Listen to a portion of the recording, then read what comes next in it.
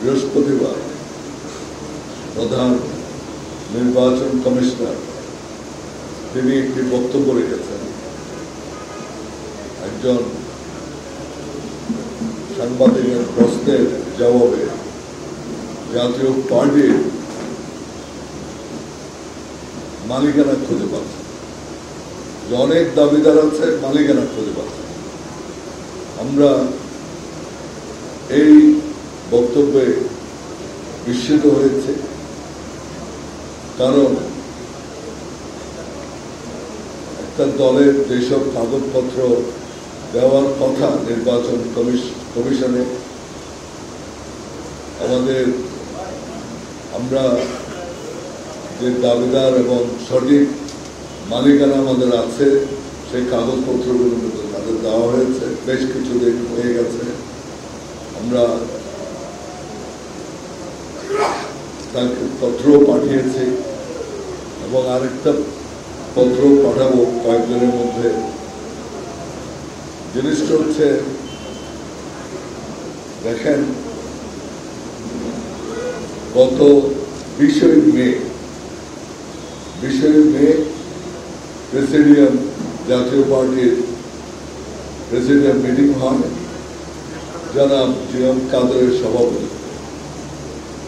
এবং সেই প্রেসিডিয়াম সভায় সেদিন সিদ্ধান্ত হয় যে 28 জুন আমাদের জাতীয় কাউন্সিল অনুষ্ঠিত হবে।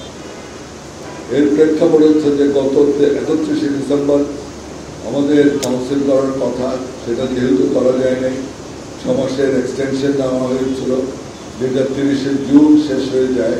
তাই 28 জুন এই কাউন্সিল জিএম কাদেরের সভাপতিত্বে অনুষ্ঠিত এই সভায় সিদ্ধান্ত নেওয়া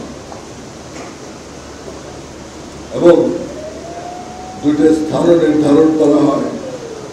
একটা হচ্ছে যে আমাদের চিন্মৈত্রী কনভেনশন হল, আরেকটা ছিল যেটা সেটা না পাওয়া যায় তাহলে আমাদের পার্টির সামনে যেই জায়গাটা আছে সেখানে প্যান্ডেল করে আমাদের কনফারেন্স করার কথা, সম্মেলন করার কথা। সেই 20 মের যে আপনার প্রেসিডিয়াম সভা হয়, সেই সভায় কিছু কথা উঠে আসে। সেই কথাগুলো হচ্ছে, একটা, আপনার আমাদের গঠনতন্ত্রে 20-এর এক ধারা, যেটা সম্পূর্ণ অগণতান্ত্রিক একটা ধারা, যেখানে পার্টির চেয়ারম্যানকে সর্বময় ক্ষমতা দেওয়া হয়েছে, এমনকি গণতন্ত্র বদলানোর, কাউন্সিল ছাড়া গণতন্ত্র বদলানোর ক্ষমতা দেওয়া হয়েছিল, এবং যে কাউকে যে কোনো পদ থেকে আপনার বহিষ্কার করার ক্ষমতাও তাকে দেওয়া হয়েছে। এই ক্ষমতাগুলো আগেও ছিল, কিন্তু কেউ এই ক্ষমতা এইভাবে স্বৈরতান্ত্রিক উপায়ে কখনো ব্যবহার করেননি। জিএম কাদের সাহেব, দুঃখের সাথে বলতে হচ্ছে, তিনি এটাকে ব্যবহার করেছেন। যখন ইচ্ছা যাকে বের করেছেন, একদিনে 28 জন তিনি নিয়োগ দিয়েছেন, প্রেসিডেন্টের সদস্য করেছেন, কো চেয়ারম্যান করেছেন, তার ইচ্ছা মতো করেছেন, কারোর সাথে কোনোদিন তিনি আলাপও করেন। তাকে আমরা বারবার বলেছি, আপনি যা কিছু করেন প্রেসিডিয়ামে আলোচনা করে সিদ্ধান্ত নেন, যেগুলো ভালো সিদ্ধান্ত সেগুলো সকলে আমরা সাপোর্ট করব। সেজন্য এই কথাগুলো আমাদের কয়েকজন প্রেসিডিয়াম সদস্য বলেছিলেন। এবং আরেকটি কথা উঠে এসেছিল, সেটা হচ্ছে যে আমাদের আর্থিক স্বচ্ছতা, পার্টির আর্থিক স্বচ্ছতার প্রশ্ন তিনি সরাসরি সকলের মুখের উপর বলে দিয়েছিলেন, আমি পার্টির চেয়ারম্যান, আমার যা ইচ্ছা তাই আমি করবো, আমি কারো কাছে দায়বদ্ধ নয়, তখন সেই সবার পরে Cool Perfume Deodorant Stick এর odor fighting formula দুর্গন্ধ দূর করে দেয় লং লাস্টিং ফ্রেশনেস 24 ঘন্টা পর্যন্ত। আমি এবং রুহুল আমিন হাওলাদার আমাদের সহকর্মীদের নিয়ে একটা সিদ্ধান্ত নিলাম যে আমরা আগামী নির্বাচনে, আগামী কাউন্সিলে আমরা প্রতিদ্বন্দ্বিতা করব। এইটা জানার পর আপনার প্রথমে যে কাদের সাহেব 7 জন প্রেসিডেন্ট সদস্যকে একসাথে বের করে, 7 জন প্রেসিডেন্ট সদস্য একসাথে বের করে, তারপরে তিনি যেই কাউন্সিল তিনি ডেকেছিলেন 28 জুনের জন্য, সেই কাউন্সিল তিনি স্থগিত করেন। যখন স্থগিত করেন তখন আমি এবং জনাব রুহুল আমিন হাওলাদার, আমি সিনিয়র কো চেয়ারম্যান হিসাবে, রুহুল আমিন হাওলাদার কো চেয়ারম্যান হিসাবে একটি আবেদন আমরা পত্র পত্রিকার মাধ্যমে তার কাছে রাখি যে আপনি সহসা কাউন্সিল সভা করেন। তিনি দুইটা স্টেটমেন্ট দেওয়ার পরে তিনি কাউন্সিল সভা না করে যেটা করলেন সেটা হলো আমাদের দুজনকেও পার্টি থেকে বহিষ্কার করে দেন। বহিষ্কার করার পরে আমরা কোর্টে যাই, কোর্টে আবেদন করি এবং কোর্ট থেকে কেবল আমাদের দুজনের না, আমাদের যে 7 জন ইয়েকে বাদ দেওয়া হয়েছিল, বহিষ্কার করা হয়েছিল প্রেসিডেন্ট সদস্য, তাদের এবং আমাদের 3 জনের অর্থাৎ কো চেয়ারম্যান রুহুল আমিন হাওলাদার, আমাদের মহাসচিব জনাব মুজিবুল হক চূন্য এবং আমি, আমাদের 3 জনকে আমাদের আবার দলে পুনর্বহাল করেন। সাথে সাথে যে তাদের সমস্ত দলীয় কর্মকাণ্ডের উপর স্থগিত আদেশ করেন।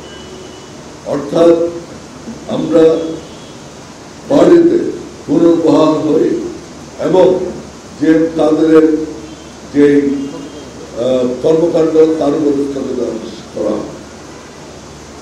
কোর্টের অর্ডার এবং আমাদের গঠনতন্ত্র সেটাও 20(1)(2) এই ধারায় যখন পার্টির চেয়ারম্যান কাজ থেকে তার যে দায়িত্ব আছে সেটার থেকে তাকে যখন বিরত রাখা হয়, তখন সিনিয়র কো চেয়ারম্যান পার্টির দায়িত্ব গ্রহণ করেন।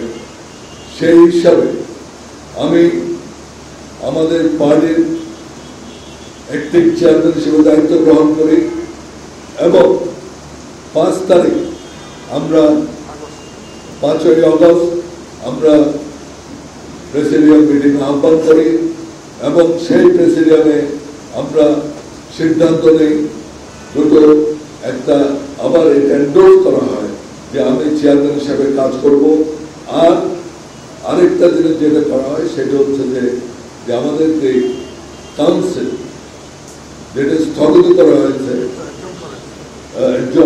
স্থগিত করা হয়েছে, সেই কাউন্সিল আমরা 9 তারিখ করার সিদ্ধান্ত নেই। এর কারণ হচ্ছে যে এত শর্ট নোটিস আমরা করতে পেরেছিলাম, কারণ আমরা যখন 28 জুনের জন্য কাউন্সিল নির্ধারণ করেছিলাম, কাউন্সিলের ডেট নির্ধারণ করেছিলাম, তখনই আমাদের কাউন্সিল লিস্ট এবং অন্যান্য সমস্ত কাজ সম্পন্ন হয়েছিল, কেবল সভাটা করার বাকি ছিল। সেইটা আমরা 5 তারিখ সিদ্ধান্ত নিয়ে 9 তারিখ অগস্টের 9 তারিখ আমরা আমাদের কাউন্সিল সভার ডেট ডিক্লেয়ার করি এবং সেদিন আমরা কাউন্সিল করি। কাউন্সিল করার আগে আমরা নির্বাচন কমিশনকে জানাই এবং তাদেরকে অনুরোধ করি তাদের রিপ্রেজেন্টেটিভ যেন আমাদের কাউন্সিল মিটিংয়ে পাঠায়। আপনারা দেখেছেন যে 9 তারিখ যে কাউন্সিল করেছে কেবল আমাদের মূল দল না, অন্যান্য দল যারা ভেঙে চলে গিয়েছিল তাদেরও নেতৃবৃন্দ সকলেই সেদিন আমরা একত্রিত হয়েছিলাম। কারণ আমাদের আরেকটি কাজ ছিল, সেটা হচ্ছে যে আগামী নির্বাচন আমরা চেয়েছিলাম একটি ঐক্যবদ্ধ জাতীয় পার্টি নির্বাচনে প্রতিদ্বন্দ্বিতা করবে, এবং সেই জন্য আমরা আনোয়ার হোসেন মঞ্জু, আমাদের শেখ শহীদ, আমাদের ফিরোজ রশিদ, বাবলা, তারপর সেন্টু, আমাদের নারায়ণগঞ্জ থেকে খোকা এবং সাইদুর রহমান টেপা, এগুলো প্রত্যেককে আমরা আনার চেষ্টা করেছি, একসাথে করেছি। এমনকি আপনার অন্য আরো কয়েকটি দল যারা চলে গিয়েছিল আমাদের থেকে ভেঙে, তাদেরকেও আমরা এখানে আনি। উদ্দেশ্য একটাই, ঐক্যবদ্ধ জাতীয় পার্টি। এই যে বলা হয় পার্টি ভাঙছে, আসলে পার্টি ভাঙছে না। আমাদের গত কাউন্সিলের মাধ্যমে পার্টি আরো ঐক্যবদ্ধ হয়েছে বলে আমি মনে করি। এই একটা জিনিস এখানে আমি বলতে চাই যে কাউন্সিলটা আমাদের মূল পার্টি, জাতীয় পার্টি, যার নিবন্ধন 12, সেই 12 কাউন্সিল আমরা করেছি অ্যাজ অ্যাক্টিভ চেয়ারম্যান।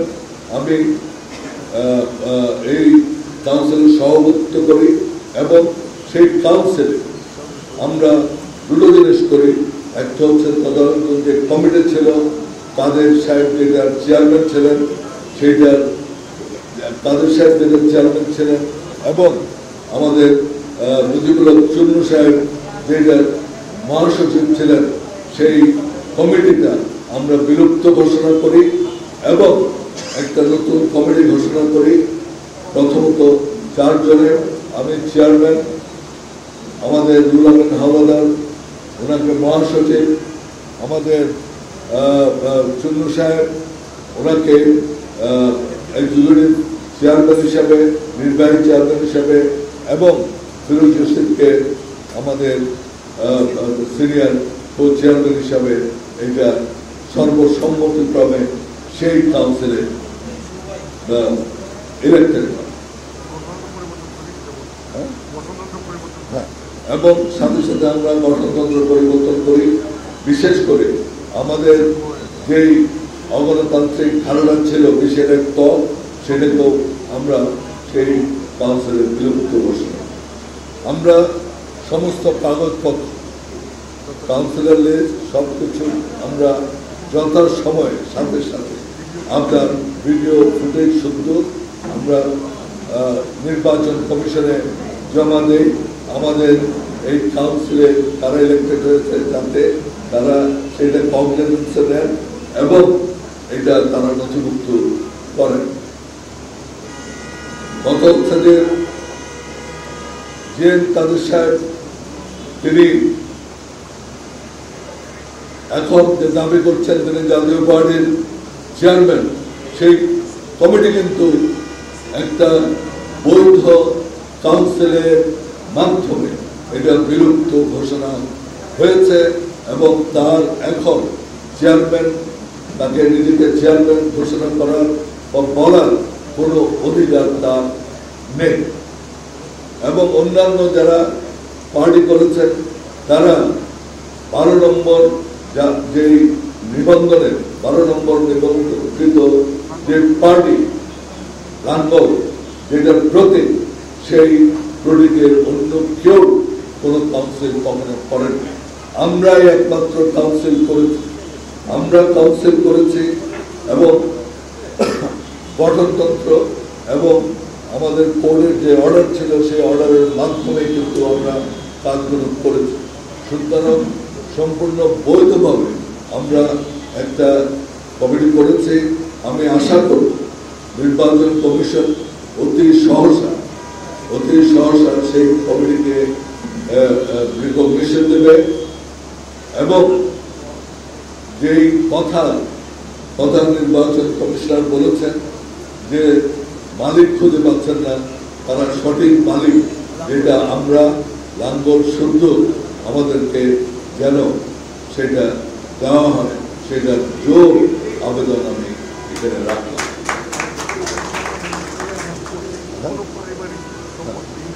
আর একটা জিনিস প্রায় অনেক সময় শুনি যে কাদের সাহেব তিনি বলেন তিনি ইরশাদ সাহেবের ভাই, সেই হিসাবে তিনি প্রতীক কারো ব্যক্তিগত জিনিস, প্রতীক কোন পরিবারের জিনিস, প্রতীক হচ্ছে দলের।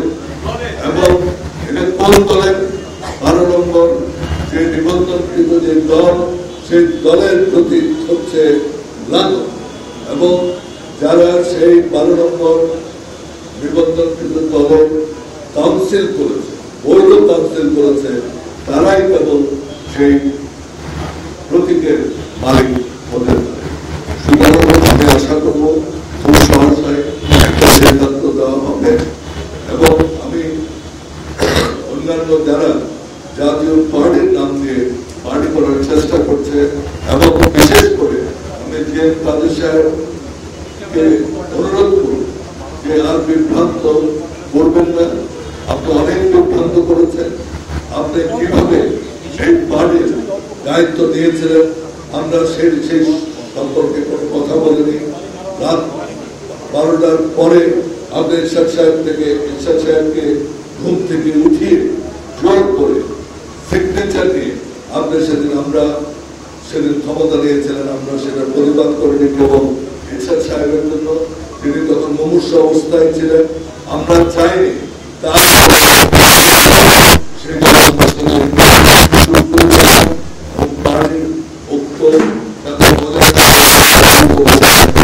কিন্তু আপনি যে গর্বিত কাজ সেদিন করেছিলেন তার প্রায়শ্চিত্ত আপনি করা উচিত বলে আমি মনে করি। এবং সেই আপনার ক্ষমতা হস্তান্তরের ভিডিও ফুটেজ আছে, সেই ফুটেজ দেখলেই আপনারা দেখবেন কি অবস্থায় যারা জেনারেল এরশাদ থেকে ক্ষমতাটা তারা সেদিন রাত্রে জোর করে 3-4 জন লোক দিয়ে তাকে জোর করে সিগনেচার করিয়েছে। সুতরাং এই কথাগুলো আমি উঠাতাম না, কারণ প্রত্যেকটা জিনিসের একটা শেষ আছে। যে তারা তাকে বুঝতে হবে যে তিনি আর বিভ্রান্তি না ছড়িয়ে তিনি তার কৃতকর্মের জন্য অনুশোচনা করে এখন রাজনীতি থেকে বিদায় নাও। বিশেষ করে যে লোক বলতে পারে, যে একজন বলতে পারে যে আমি ভারতের অনুমতি ছাড়া কথা বলতে পারি না, সেই চেয়ারম্যান সে তাকে এই পার্টির চেয়ারম্যান বলে নিজেকে দাঁড় করানো আমি মনে করি সবচেয়ে অসম্মানজনক কাজ এবং পার্টির জন্য সবচেয়ে খারাপ কাজ এটাই হয়েছে। আমি আশা করি তিনি ভবিষ্যতে বিরত থাকবেন। এখনো তিনি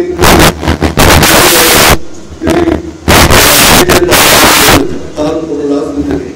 তার রাজনীতি কোথা থেকে আসে, কার নির্দেশে তিনি করেন। তাকে যখন বলা হয় শেখ হাসিনাকে ফাঁসি দিতে হবে, তখন তিনি বলেন শেখ হাসিনাকে ফাঁসি দিতে। আর তাকে যখন বলা হয় যে আওয়ামী লীগ ছাড়া নির্বাচন হবে না, তখন আবার তিনি সেটা বলেন। তিনি কখন কি বলেন